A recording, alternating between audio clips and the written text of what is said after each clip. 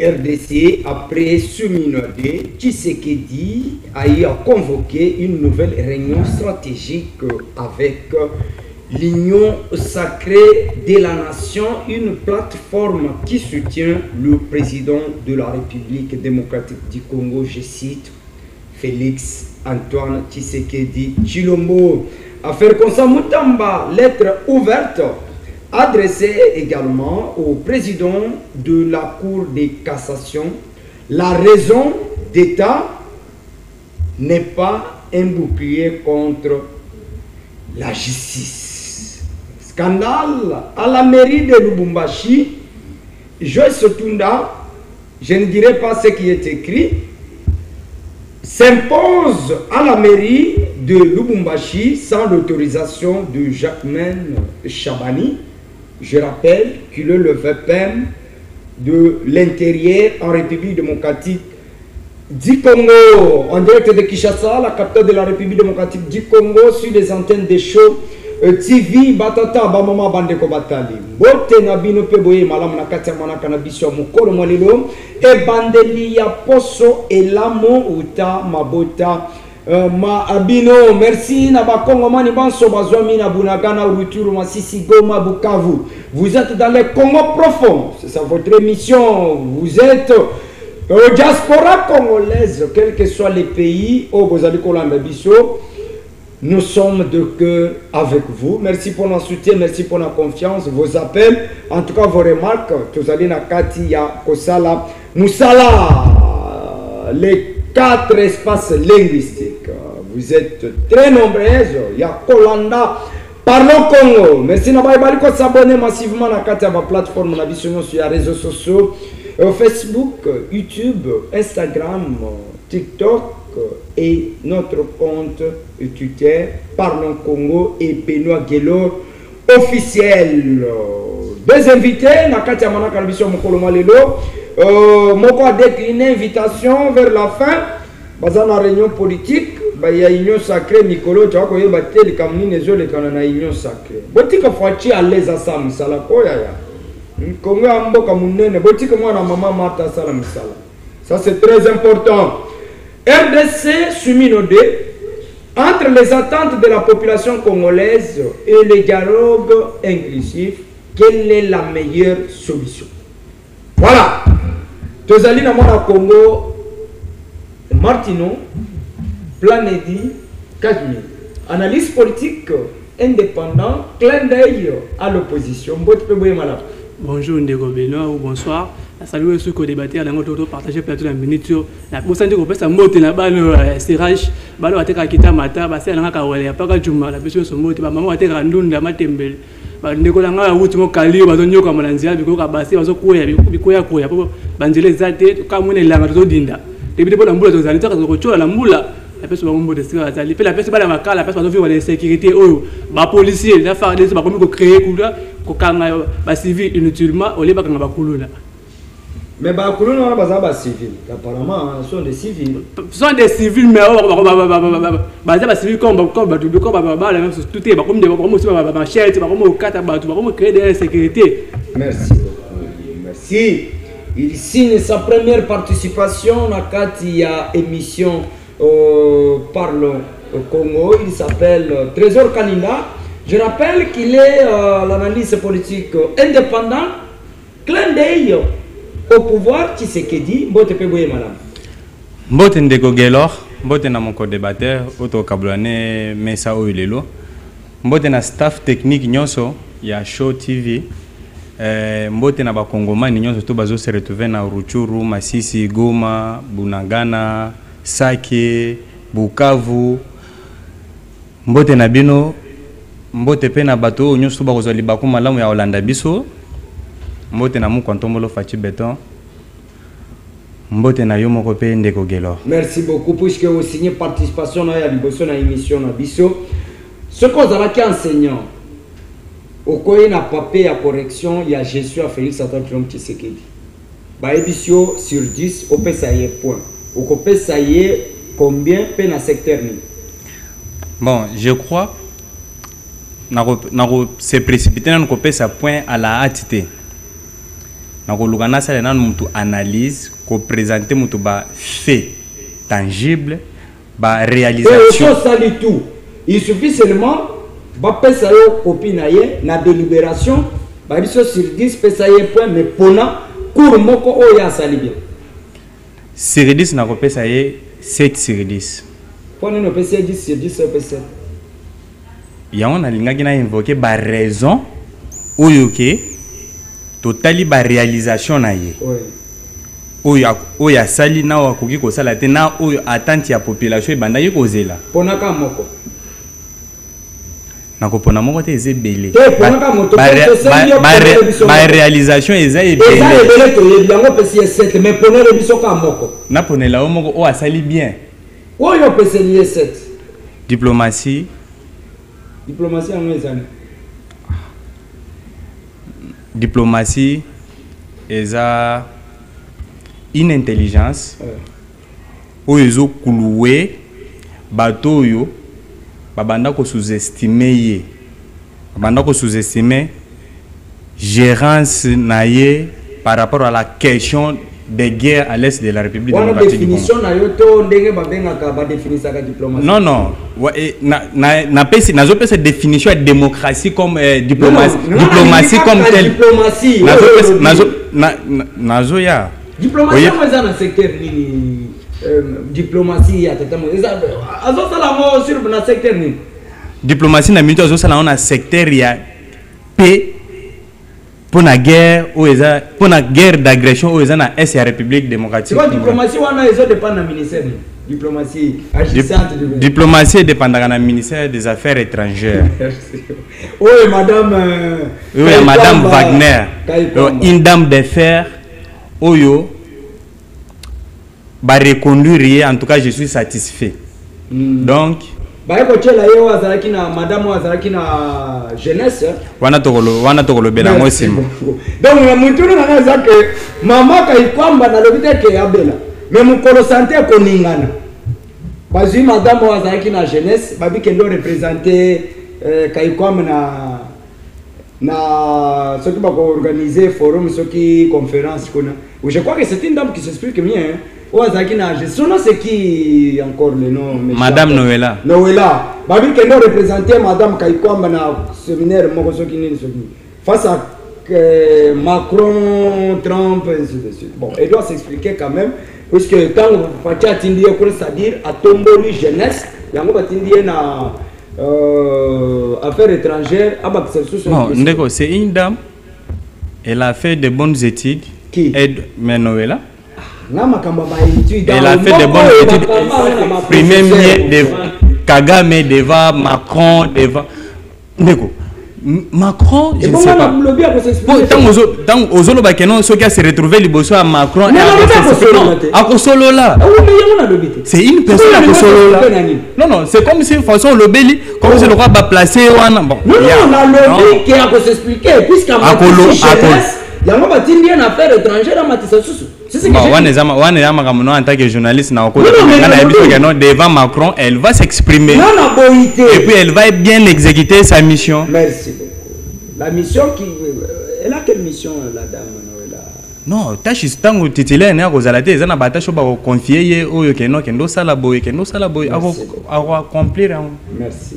Madame Noëlla, mes sincères félicitations pour la nouvelle nomination. Mais nous voulons des résultats palpables. Ce qu'on a besoin. Des bonnes études de Tangana Pot, oui. Ce pays a été géré par des professeurs chevronnés qui donnent cours. Des professeurs chevronnés qui ont géré la République. Mais nous avons les résultats. Pas au niveau de la présidence, oui. Je crois. Pas au niveau de la présidence. Pas au niveau de la présidence. Voilà. Donc, continue le sujet. RDC, Suminode. Un casting de la part de Félix Antoine Tshisekedi. Enfin, na mandat na Yasuka, à ce casting moko malam, on peut espérer que lobby transformation à Congo est possible. Ndeko Benoît, ça comme mituna na mituna ka mituni to tant gouvernement bimi, ma bento sala pour Ndeko Félix. Biso to ça ma bebo ko ndima ya comme président de la République na mboka o to comprendre tala gouvernement c'est biso gouvernement o le gouvernement gouvernement d'ouverture. Le gouvernement a créé 3 postes. Le ministère mort créé là à Botsan au 3 ministère tout dans le ministère. Non, on recherche un ministère numérique. Non, ministère numérique, ministère de pététique et quoi? Ministère de pététique, ministère de pététique et numérique et ministère d'économie numérique. À fond, on a pour aller les amis, ça tout est amis balé. Et ça, ministère pététique na économie numérique. Comment vous en habitez? Vous en habitez comment? Allez-y. Voilà. Ministère, on a le vis-à-vis balé. Ça va. On a des ministères. Pourquoi on a attention à mon côté? On a vu ministère de recherche scientifique. Il paraît qu'à cause du temps, on a ici dans le ministère de l'enseignement supérieur. Pourquoi pas avoir ça? Mais les choses graves, qui va tirer sur la qui va ça. Oui, le ministre qui va ça. Nous avons une deuxième vague, on va deuxième vague. Deuxième vague, qui va bandeau, qui va montrer la crédit. Tout est sur le gouvernement Soumina. Soumina 1 an d'abord, peuple a dit 2 si. Chose grave, à Barry Soumina dit. D'abord. Mais figure, il y a ce côté quand même. Figure, il y a ce côté, il y a ce côté. Je ne suis pas là pour apporter le gouvernement. Gouvernement, malade d'abord, gouvernement, ça répond. Tu es bien la logique des choses dans le gouvernement. Il faut territoire et RDC pas à représenter. Mais ça représente 26 provinces. 26 provinces doivent représenter Maniema Bazate. Maniema Bazate. Dans le cadre du gouvernement, il n'y a pas un fils de Maniema ou d'une fille de Maniema Bazate. Est-ce qu'il faut que Maniema se retrouve pour le respect à la géopolitique? Mais Maniema, par exemple, la province de la République démocratique du Congo. Oui. Félix a reconnu Jean-Pierre Bemba le ministère des Transports. Oui. Le ministère, les gens vont souffrir, tracasser, les chauffeurs vont souffrir chaque jour. Ils sont capables d'une semaine à boire avec M. Mukanda, une semaine pour M. Document, des arrestations, créer une cause, il y a tracasserie, il y a des transports. Et le conseil a reconnu Chaban. Le médecin a échoué. Non, mais Jacqueline Chaban a échoué. Quelle opération Nobo? Il y a des braquages. Les criminels ont côté. Il y a des insécurités de jour au jour. On va violer, du jour au jour. Mais il n'y a rien, ils ont marché, il n'y a rien. Parce que lorsqu'on reconduit un ministre, la poste de l'ANSEC, ça m'a bien. Mais m'a bien, chacun a échoué. Le monsieur a échoué. Il y a la sécurité dans la ville de Kinshasa. Il n'y a pas moyen de circuler dans la ville de Kinshasa. On prend d'abord même pas la ville, on prend la République démocratique du Congo. Les policiers ont échoué partout. Il y a l'insécurité. Il n'y a pas moyen de circuler même à 22 heures. Il n'y a pas moyen de circuler librement. Tu ne peux pas jamais circuler sur le téléphone, ça l'appelle. Peut-être côté il n'y a pas moyen. Il n'y a pas moyen de circuler à partir de 22 heures. Alors, gouvernement est bimi. Quoi que Makamba Kobongi ses aliments est belé na 4. Qu'est-ce que vous pouvez proposer? Puisque Tata Mokonzo école, on s'incline. Ata Wolobinde le gouvernement est bimi. Vous, en tant que Congolais, qu'est-ce que vous pouvez proposer dans le gouvernement Oyo de façon que Makamba qui est liboso? C'est que nous voulons, nous les Congolais, et ça, nous Congolais d'abord, tout se sentir en sécurité interne d'abord. Avant d'avoir la défense, tout se sentir dans la sécurité. Parce que nous, ici à l'intérieur, nous sommes insécurité d'abord interne. C'est comme selon ce que je dis, Jacqueline Chaban, il fallait pas. Mais il y a tant de personnes. Notamment, il faut soutenir. Que Balongo dit Jacqueline Chaban, il va dire que c'est toi. Oui, ils sont compétents. Balongo Jacqueline Chaban, il va dire que c'est compétent. Nani, comment on a été? Il y a tant de messieurs, il va dire mais c'est quoi la subitation de mon tata Mokonzo qu'on habite? Au lieu que Batabaza est belé. Comme ça, on continue dans Jacqueline Chaban.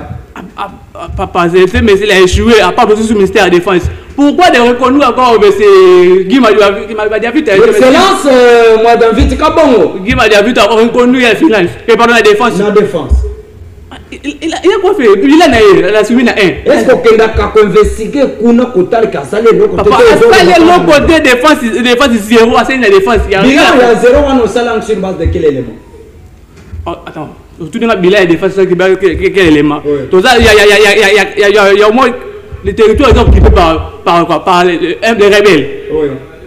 Quels sont son rôle de ministre de la Défense? Défense, il y a ça, ou bien quels sont les appuis à ça pour récupérer par. Mais il faut que les Kuna s'informer que qu'est-ce qu'il fait, puisque tout le monde a autant. Mais il n'y a pas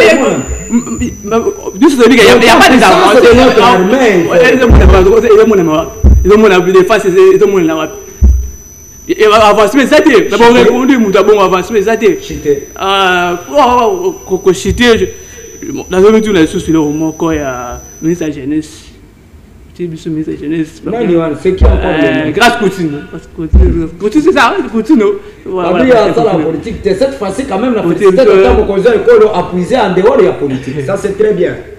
En dehors de la politique, il y a bien ça, c'est politique. Qu'importe, mais c'est en dehors de la politique. Aussi, grâce Coutinho. La dame a élu politique, en tout cas jamais qu'on exerce ma politique. À comprendre. À apprendre. Tout le monde a dit que vous dites moi tant on appelle ça hydrocarbure à ça là. À grâce à la tu pendant 3 mois. Oui. Tu t'as raison là de ce cas sur la. Merci beaucoup. Kozongela yo mwana Congo Martino. Apaisez-vous, prenez un stylo, un bout de papier. Au comme maï mwana Congo à Koloba. Trésor Kaninda. Félix Tshisekedi comme président de la République. Apparemment, il se pose un problème dans le casting puisque tantôt avant le gouvernement, il y a réunion à l'Union sacrée, après le gouvernement, réunion à l'Union sacrée. Est-ce qu'il y a un souci au sein de la majorité présidentielle? Ndeko, merci beaucoup pour la parole. Nous avons recadré un peu. Pas des attaques personnelles. Nous avons attaqué, c'est un recadrage scientifique. Merci beaucoup. Je dois lui demander de beaucoup se documenter avant de venir au plateau. Oui. Et il faut avoir aussi la maîtrise de la chose que tu veux aborder. Oui. La politique, c'est un angle où tu dois beaucoup investiguer avant de commencer à faire, de faire un débat politique. Tu ne peux pas venir ici au Bandaro Lukaba. Échappatoire, tout ça pour se défendre. Non. On vous a posé la question. Yakoye Bake, Soumino 1 et échoué, Nani soit clair. Ah oui. Et non qu'on tripatouille par-ci par-là. Non, c'est pas sérieux. Oui, la patrie, c'est ça la patrie, Nami. Ndeko Gelor. Moi, en tant qu'acteur politique, quand le chef de l'État a annoncé le remaniement. Ouais. Je peux vous montrer mes vidéos. Mais c'était un gouvernement d'ouverture apparemment. Un gouvernement d'ouverture, sûrement. J'étais contre le remaniement. Okay. J'étais pour changement carrément d'un nouveau gouvernement. Bien que choix pour un ministre, c'est un domaine réservé du président de la République. Absolument. Le pouvoir on a et na article 69 na 78 79 il y a constitution na biso et autres conféré pouvoir on a nommer ba ministre il y a composer un gouvernement national peut révoquer ce qui est constitutionnel. Alors aujourd'hui président il faut tous à la claire na président de la République à un certain moment. Allez-y.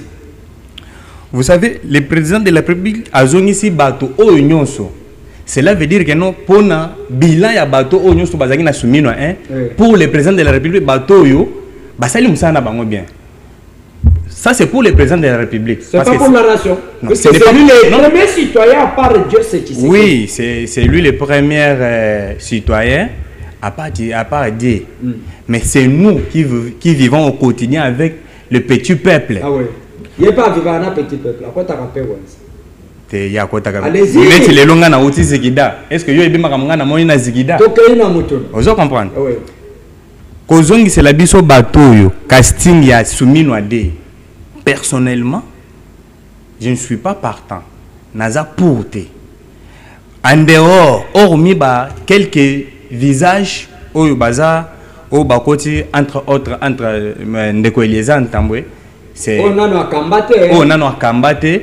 Mais bah PC ministère non Adolphe Muzutu déjà à Kamba oui, et puis à Kamba déjà nazolo ba nouveau visage nazolo ba nouveau visage oyo et continue na gouvernement entre autres la dame Grace Coutinho au ministre à la jeunesse. C'est vrai. C'est pas un problème. Ce n'est pas un problème. Ce n'est pas un problème. Kabila Mboka au Mouneno à l'âge de 29 ans. Tout ça là est l'autre côté. Merci. A diriger Biso, à Bouba Biso, à Zoba Biso pendant 18 ans. On était là, on était dans la rue au Banda côté les Kabila par rapport à Biloko à Banda Sala. Merci. On était au four et au moulin. Gouvernement. Le casting de deuxième gouvernement a soumis Noadé. Au départ, je n'étais pas pour un remaniement parce que ceux qui ont talibien, tous un secteur, il y a urbanisme et habitant. Vous savez, dans je crois, Jean-Etienne Boussa. Non, il est en aménagement du territoire. Tous on a ministère. Vous savez que la population congolaise a une difficulté à accéder à logement. Tandis que le logement, c'est une garantie qui est reconnue constitutionnellement dans la Constitution dans l'article 48. Et la garantie qui n'est pas assurée par la population. C'est pourquoi j'ai dit que non, il y a une faille au décortiquer.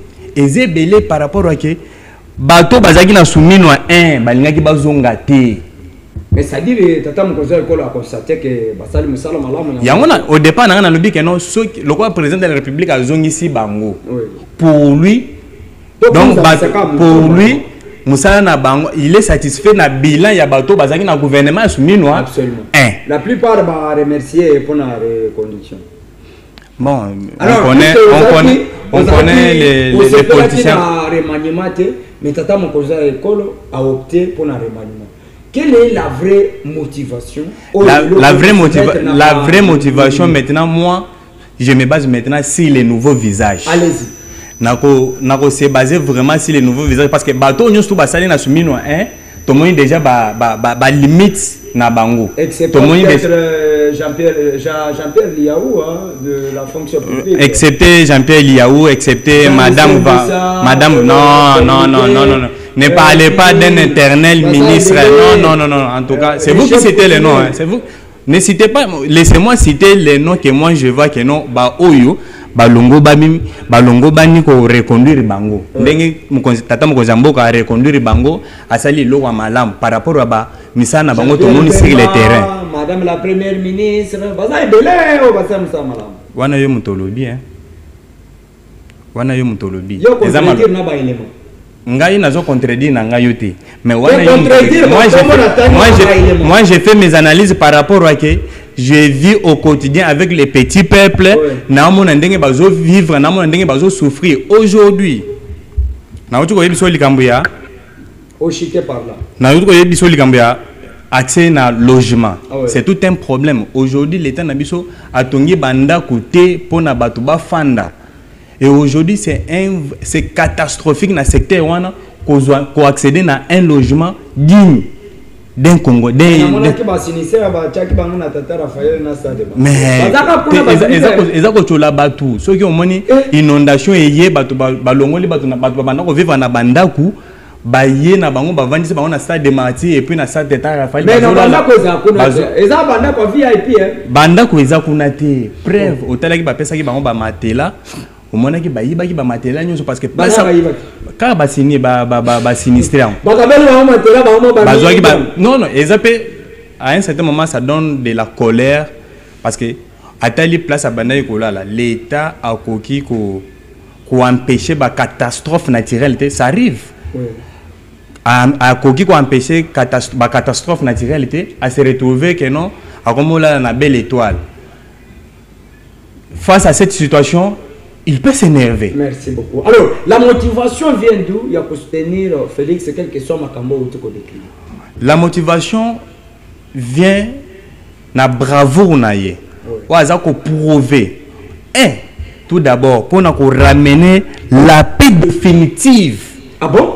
Pendant, vous savez, cette guerre d'agression, la population est subie pendant 30 ans. 30 ans d'agression,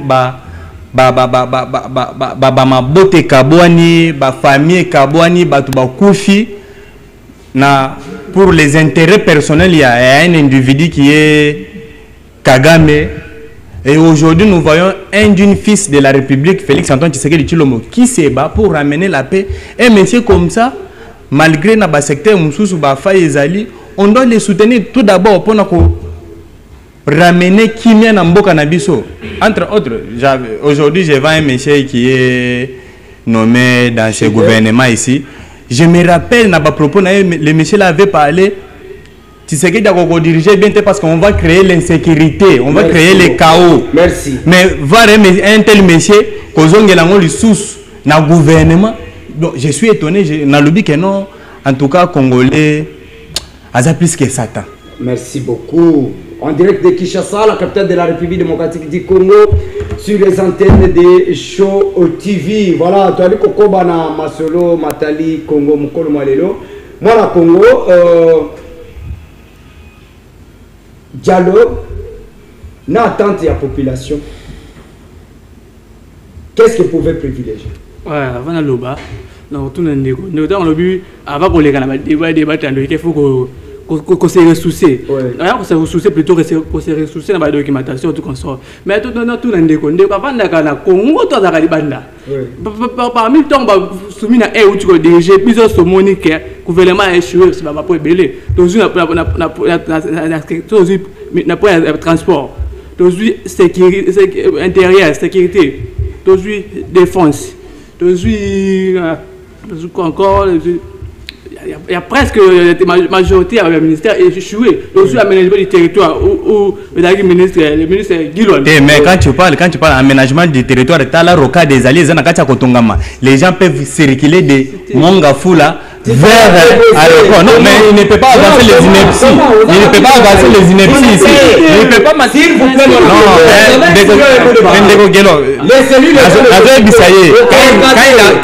quand il avance les inepties, nous sommes obligés de recadrer pour continuer. Comment on peut recadrer une minute là? Allez-y, mon Congo. Chuter rapidement. On va revenir à la régie pour la pipe. On revient. Tout à ministère, mais tu dis quoi? Économie. Économie. Mais poste tout bizarre ce mot là bien qu'il va échouer. Mais comment on défend des bangos au pas comme ça? Bah échouer nani ne prouve que non, bah échouer nani. Il s'adresse à moi. Il s'adresse à moi. Quand il me dit que non, respectez ces paroles. Écrivez, vous allez rebondir dans l'antenne. Allez-y. Chita rapidement. De vos forces, la plateau. Quand vous vous adressez à moi, je vais définir directement.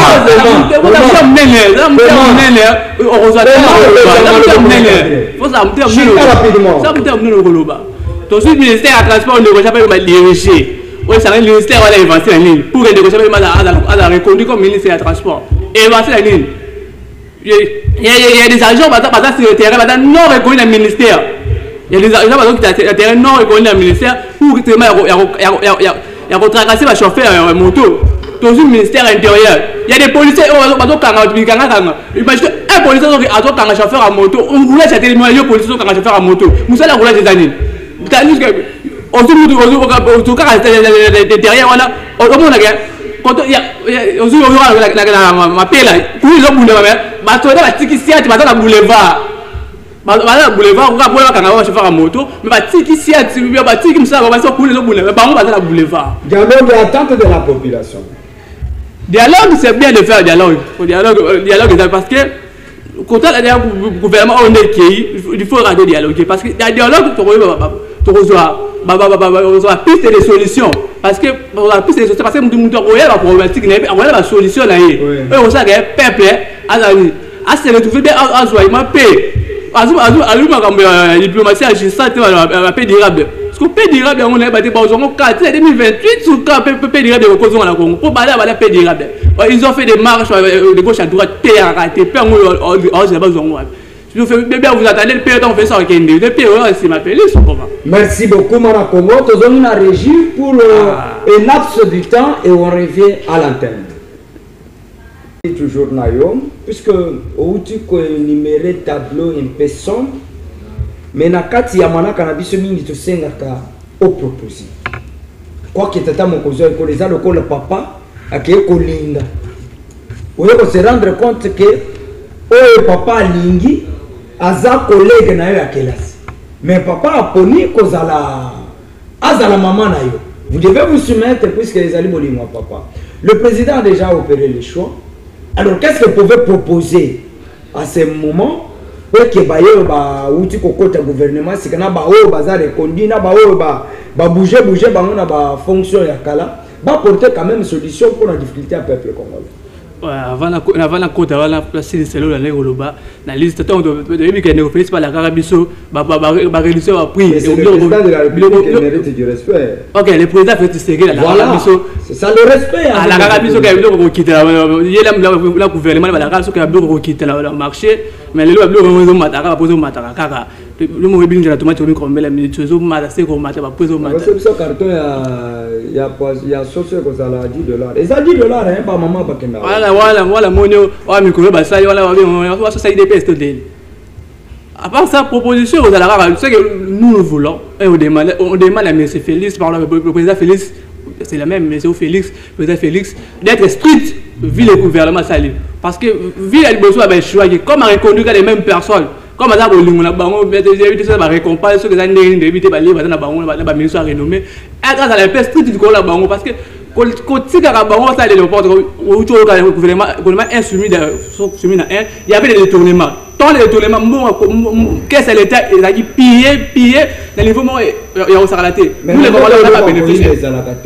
Non, il y a 25 minutes qui n'ont détourné le ministère. Moi, Congo, dialogue, attente de la population. Est-ce que vous voyez qu'avec ces gouvernements, tu peux atteindre un souci à peuple congolais, d'où il faut carrément qu'on dialoguer sur l'ensemble, nouvelle figure encore, content, Makambeko Bomana. Ndegogelo, Nabiso, Naoka passe, Naoka mawa.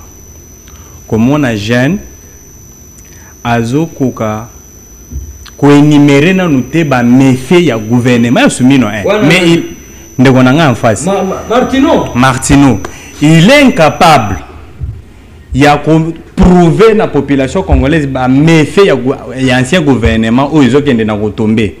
Je rappelle que non c'est un opposant à Félix Tshisekedi. Il doit d'abord oui, il est de l'opposition, il doit s'assumer. Il faut s'assumer. Si tu ne t'assumes pas, c'est de l'irresponsabilité politique. Il faut s'assumer que non, tu es opposant Félix Antoine Tshisekedi Tshilombo. D'où tu as parlé ici, soumis dans un des récompenses. Je vous rappelle ici, monsieur, ce n'est pas de la récompense.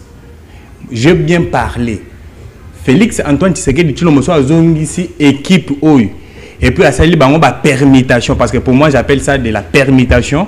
Il y a un poste ministériel. Lui a trouvé bon, naba chef nabango que non, il mérite d'être reconduit pour naïe donc bilan nabango est positif pour la présidente de la République. Mais pour nous qui vivons au quotidien avec les petits peuples, Togo citer quelques ministres se distinguer na ba poste na bango na ba mission oyo ba confier ki bango. On est d'accord aussi ces points. Alors nous devons invoquer un cas de détournement. Je mets ma main à couper. Non, s'il vous plaît, je mets ma main à couper. Dans le gouvernement soumis à un OU. Attends, non, tous en a dès nous, nous basali ba remise représenté. Tous en a un OU, ba reconduire bango. Attends, il y a un détournement moko. OU ça mis dans le gouvernement soumis à un. Attends, il y a un détournement kaka moko. Na yebi ka kotanga langa nini de. Na bango. Nazo anticiper déjà. Nazo anticiper. Attends, mutamba parce que mutamba c'est tentative de détournement et nous tous on a suivi que non. Renseignant na renseignante au bazo na cour de cassation bazo décharger mutam. On est oui, tout là. C'est la verdict. Toko s'est précipité, vous savez, en matière de justice, il faut juge ou il y a un verdict, il y a souka à se prononcer pour na biso. Alors, ici dialogue. Il faut savoir dialogue, on doit dialoguer avec qui? On va dialoguer avec eux qui sont dans l'opposition civile non armée, ou bien on doit dialoguer avec les opposants avec des armes. Est-ce que les opposants ont des armes? Oui, Bazali. Corneille Nang. C'est un opposant avec des armes. C'est un opposant. Oh, mais tant que yo, aux Mandouki, aux Obomabatu, na est de la République, aux Obakeno, aux officiers gérants à Chilombo, aux officiers gouvernance à Chilombo. Cela veut dire que non, tu es opposant à Félix Antoine Tshisekedi de Chilombo. Vous comprenez? Je vous rappelle un peu le comment que moi n'amboka. Vous voyez que nanga tango azwa ki goma. Aloba que non, Tshisekedi veut compter des morts pour qu'il accepte de négocier avec nous. Donc on comprend que nanga azoboma batu pour Tshisekedi andi ma dialogue pour akota ayaba partager gâteau. Dans ce cas-là, dialogue est à 6 distances à mon côté. Oui. Alors, et puis dialogue, il faut que nous avons le dialogue sous format ya banani. Tu as le dialogue sous format ya 5 côtés, batata épice côté. Batata ba épice baza ba politicien en robe. S'il te plaît, non.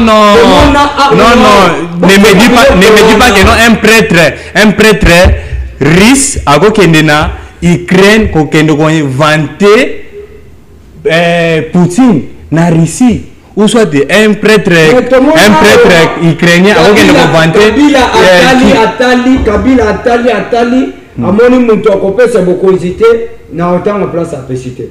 Kabila c'est quelqu'un sérieux et le bama namboka oyo. OK?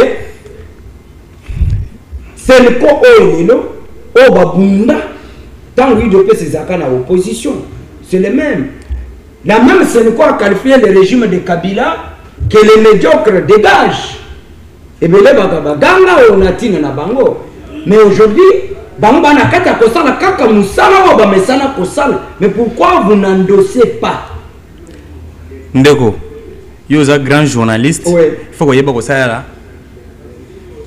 Ko yeba ko distinguer ba. Distinguer le côté na rappeler. Ko yeba ko distinguer ba mo na ba événement.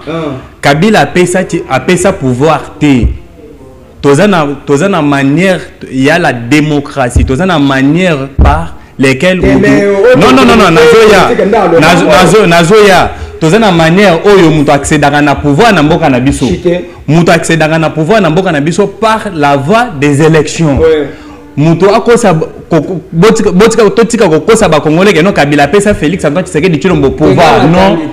Non, yo olobi non na mutango asimba manduki lelo asala émission sur une chaîne de télé de la place aloba les gens blaguent Félix Antoine Tshisekedi Tshilombo il est le président il est et aujourd'hui un tel monsieur azoya c'est biso que non Tshisekedi a gagné la élection. Est-ce qu'on peut le croire? Le président Yasseni Oyo a publié les résultats d'une manière conforme. Aya les lois c'est biso que non Tshisekedi a gagné l'élection. Un tel monsieur on peut le croire? Non. Alors, vous n'optez pas pour le dialogue. Alors, je suis pour le dialogue, mais pas sous forme il y a batata et pisco. Mais sous forme il y a pour moi la constitution dans l'article 207 donne cette mission n'a pas pouvoir coutumier n'a pas pouvoir n'a pas chef coutumier. Donc bangonde baza habilité ceux qui ont qualifié bangonde des politiciens alors les batata et pisco baza banane. Merci. Parce qu'on a tout suivi ici en Bongo na Rwanda qu'on vantait ba mort qu'on ça la regret na mort ya batu mususu mais au moment où chez lui on tue na ba condition moko boye oyo tokoki ko s'imaginer que no batu ko kufa na ndenge wana. Est-ce que vous pensez que ce nouveau gouvernement Judith 2 et qu'on apporter solution à la difficulté à peuple congolais? Moi je suis clair na soumis no de oyo pour moi je compte sur les nouveaux visages. Je me répète, nous compter sur les nouveaux visages. Entre autres, Ndeko Eliezer Ntambwe, c'est un monsieur correct, très digne. Nano Akambate. Vous confiez Michaud bien qu'il ministre délégué. Total les pendinga au Kamba secteur Ango.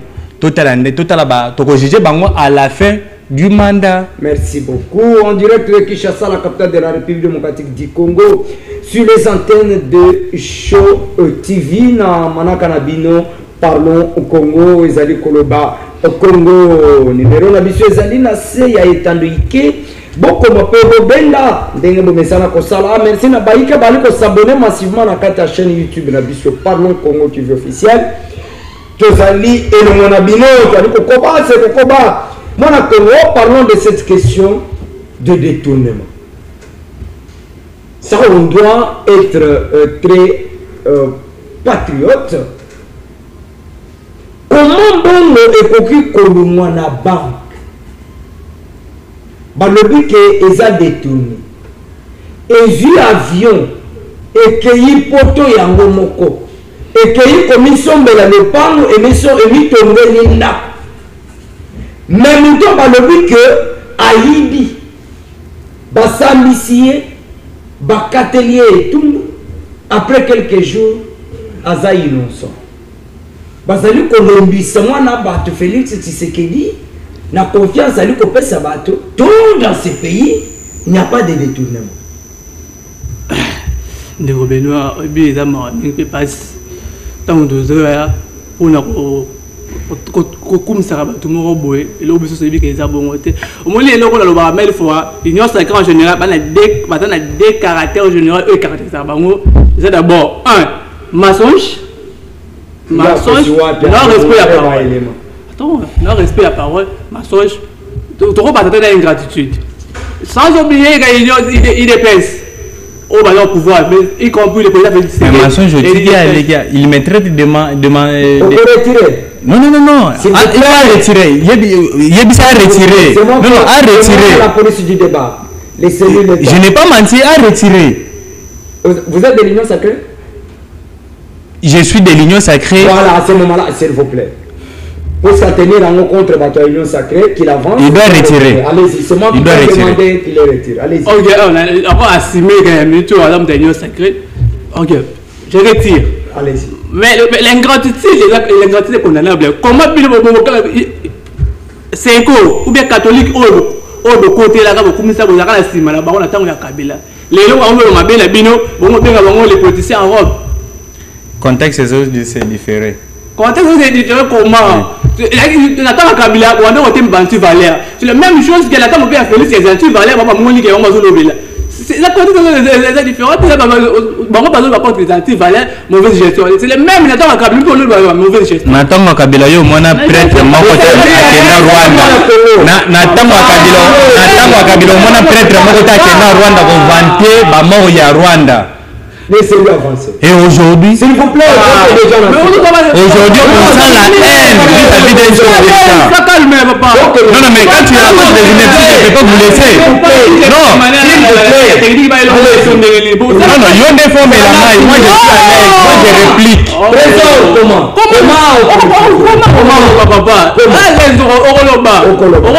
Non, mais quand tu avances les universités, je ne peux pas te laisser. Vous avez un bout de papier avec un stylo. Comment? Comment? Il faut subir. Tant que vous ne pas subir. Allez-y.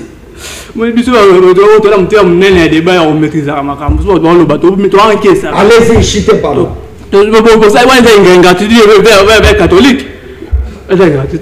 Bon, pas dialogue, non, civil.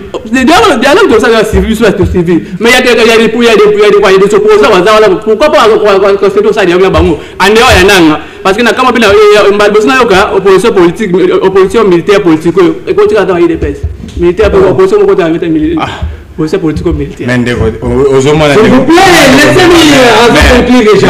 Et monsieur Sili, chitez mon accord. Ok, voilà.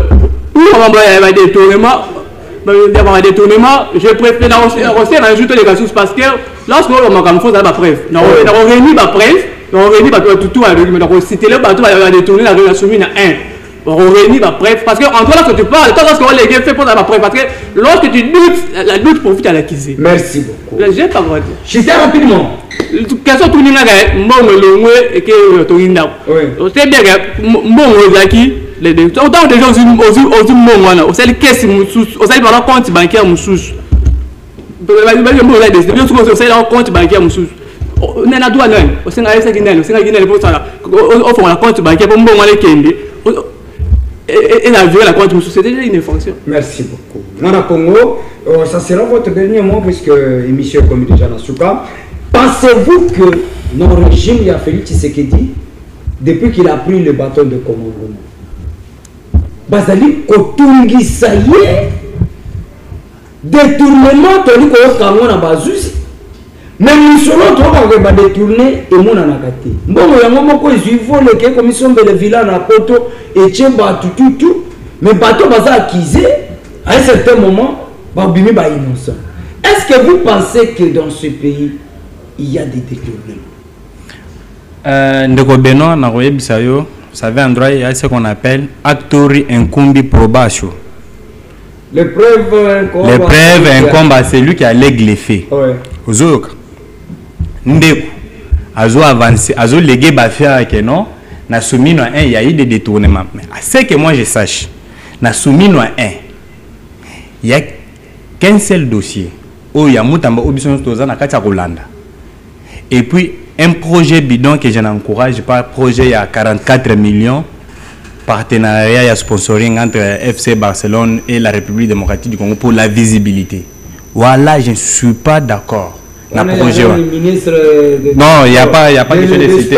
Il n'y a pas question de citer les noms des gens ici. Les génies blancs. Mais à ce qui concerne les détournements na soumis hein, au moins à la prochaine fois, à même la biso ba preuve. Comme ça, réunissez les preuves comme ça, on met la biso, on saura comment se défendre.